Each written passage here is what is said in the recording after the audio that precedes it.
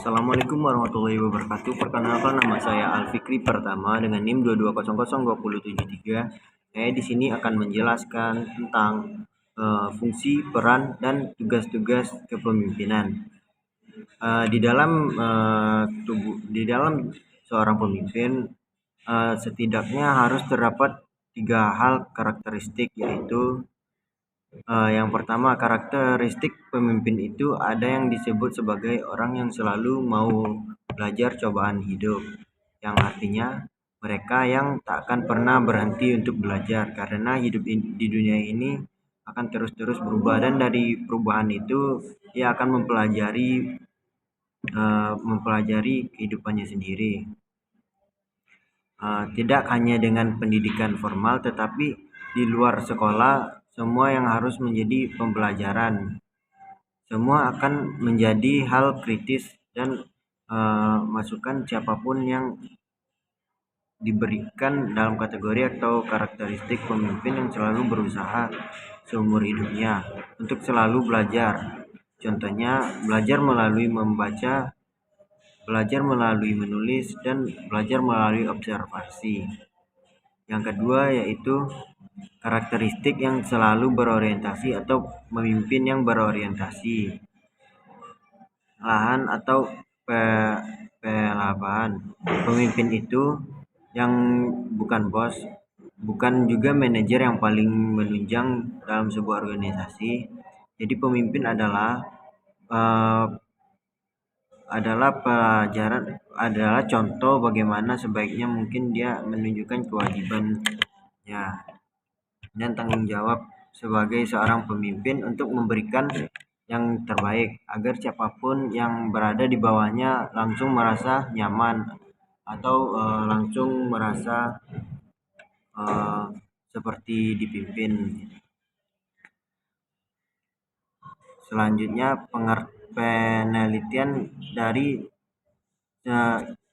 Stephen Hawking adalah pemimpin disebut sebagai yang memiliki energi yang positif bagi lingkungannya ataupun bawahannya, karena pemimpin wajib memberikan contoh yang patut ditiru bagi bawahannya.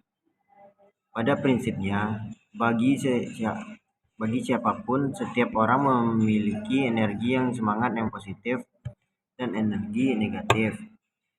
Energi positif sebenarnya kalau kita coba lihat lebih jauh pada ikhlas atau keikhlasan seseorang tersebut dalam memimpin bawahannya dan mendukung bawahannya untuk menjadi sukses. Jadi pemimpin harus memiliki karakteristik yang bisa memimpin, tidak hanya melayani saja. Pemimpin itu harusnya selalu belajar seumur hidup, karena di dalam hidup tersebut pasti berubah-ubah. Maka dari itu seorang pemimpin diharuskan dan diwajibkan untuk belajar seumur hidupnya. Dan materi selanjutnya yaitu fungsi-fungsi dari seseorang pemimpin. Memiliki 2 aspek utama, yaitu fungsi administrasi. Administrasi adalah pemimpin itu sahabat yang seharusnya membuat formasi, mampu membuat aturan yang bijak, kemudian mensediakan fasilitas atas kewajiban dan kebijakan dari yang mereka pimpin tersebut.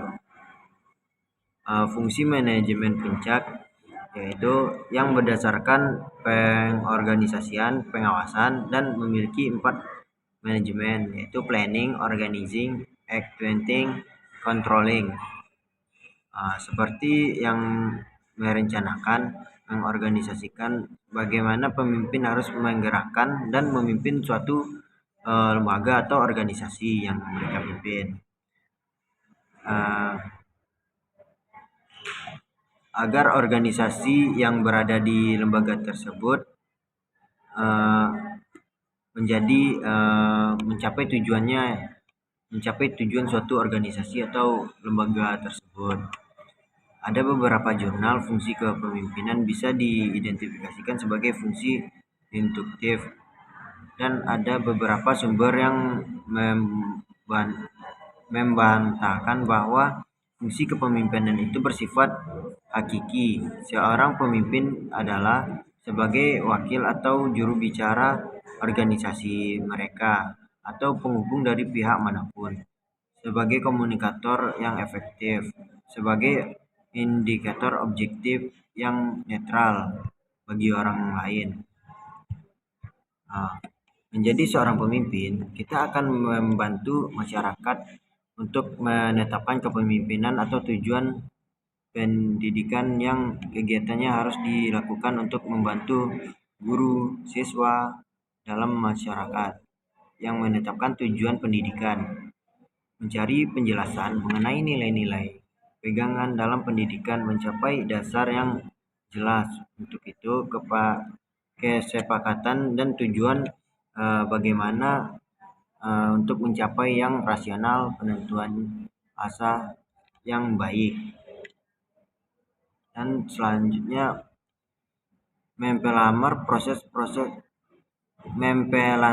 proses-proses lembaga pendidikan yang otomatis proses belajar mengajar efektif tercapai sebuah objek. Pemimpin punya kewajiban untuk memperbaiki, mempelajari yang sebenarnya melakukan pemimpin pendidikan. Selanjutnya menyusun suatu organisasi yang produktif, yang dimana kegiatan pemimpin pendidikan sekolah adalah memulai yang bagaimana ia lakukan bersama-sama dan menyelesaikannya secara untuk mencapai tujuan tersebut. Selanjutnya mengapresiasikan iklim perkembangan dan konsen penataan tumbuhnya kepemimpinan yang positif. Selanjutnya perhubungan, bagaimana suatu pemimpin itu bisa dicontoh membangun tim yang baik dan hubungan dengan kelompok-kelompok lain yang baik, yang konsultasi dan menjadi konsultasi yang baik. Sekian materi yang dapat saya sampaikan. Saya ucapkan terima kasih. Jika ada kata-kata yang salah atau tidak tepat pada tempatnya, saya ucapkan mohon maaf sebanyak-banyaknya. Sekian, terima kasih. Assalamualaikum warahmatullahi wabarakatuh.